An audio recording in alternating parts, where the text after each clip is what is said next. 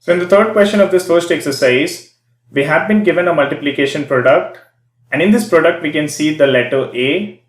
So we'll have to keep this thing in mind that this letter A represents a digit. So basically we'll have to find the value of this letter, and we'll also have to give reasons for the steps involved.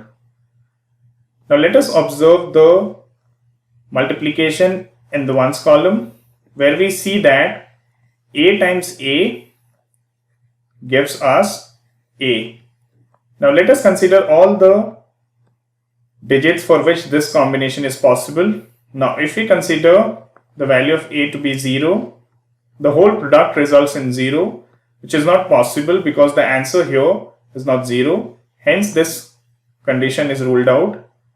Let us consider the value of A to be 1. So we know that 1 times 1 would again result in 1.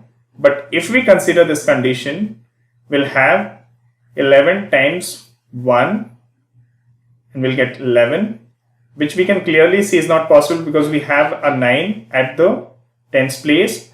Hence this condition is also ruled out. Let us consider the next condition, where the value of A, if we assume it to be 5. Now with this assumption we get 15 times 5, but we know 15 times 5 is 75, which clearly cannot be the condition, as we see a 9 here at the tens place and not 7. Let us now, so basically this condition is also ruled out.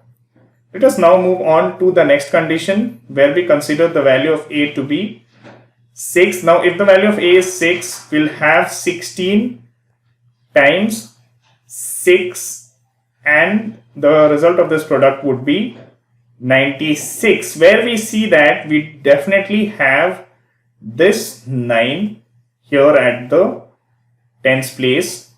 Hence if we observe the product which we have got here, so basically the blue color digits represents the value of A, and the red color 3 here represents the carry. Hence, to summarize the result of this question, we observe that the value of A is 6, and this is how this question, that is question number 3 of this exercise, can be answered. To learn more about how QMath can help you crack school and board exams, explore QMath Leap, a live online classroom program run by highly experienced and committed teachers.